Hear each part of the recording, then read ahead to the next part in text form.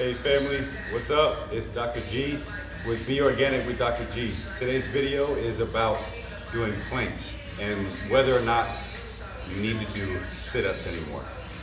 Rule is, don't do sit-ups ever again. They're bad for your low back, they make your hip flexors super crazy tight, and they just throw everything off. So I'm going to show you how to do planks real quick. The last video we did was on doing functional squat. You're basically taking the beginning of that functional squat and turning it into a plank. It's the most important aspect to anything that we do to fix posture, to start exercising, to even what we're doing when we're running. If we can stabilize our body with our core, which encompasses everything from here to here and all the way around top and bottom, your body will function so much better. It's about connecting the top half to the bottom half. The only thing that connects those two parts of your body is your spine and your core. And if your core is not engaged, your body relies on your spine, which is why we all end up with low back pain, hyperextended low backs, and upper backs that are like this, causing bad posture, pushing our head forward, and we end up with pain all over the place. I challenge you, next time you're out in the crowd, see how many people that you can see with that hyperextension in the low back and that hyperflexion in the upper back. It's caused by weak core. So I'm going to show you how to do it today. Remember, the keys to doing this correctly is the chest is going to come up, the shoulder blades come back and down. We tuck the core in by pulling the belly button to the spine, and the pelvis gets tucked under, and we squeeze those big glute muscles together, trying to keep a nice even line. We want three things to be in line, no matter what position we're doing the plank in.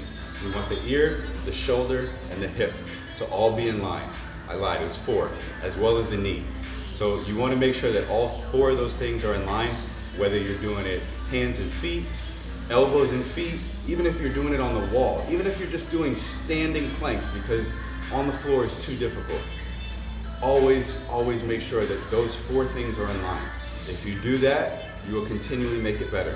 The one rule with all of this is, form is way more important than quantity. Always make sure your form is correct before you start adding exercise, adding longer and longer distances. I had a patient today that asked me, is 30 minutes of doing a plank better than if I can do 1 minute? And it's not always the case. If your form is off, you're perpetuating that bad pattern that your body already has. So I'm going to show you how to do this. Hopefully you can see it. We're going to come back here. I'm going to do hands and feet to start with. You want your elbows and your wrist completely in a straight line, making sure those scapulas are tucked down and flat. Ear, shoulder, hip, knee, all in line. And when we're on our toes, you're going to include the ankle. You're going to come up, set the chest first, shoulder blades back and in. You don't want any winged scapulas. Set one leg back on the toe, squeeze the core, tuck the hips under, create that same tug of war that we were doing in the squat last week. If you can do that, you see I'm already shaking.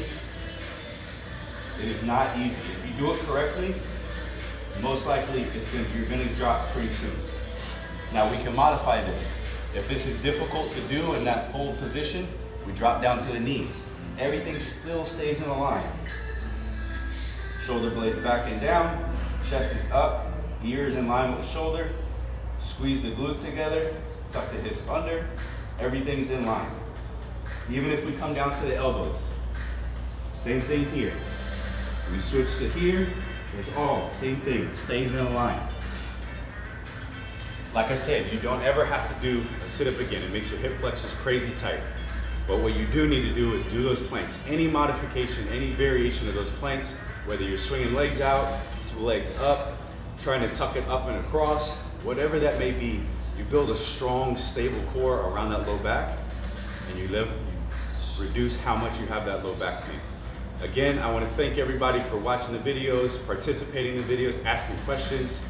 I love you guys. I love doing this for you. Thank you. I hope you have a beautiful week. This is Dr. G with Be Organic with Dr. G. Thanks for watching.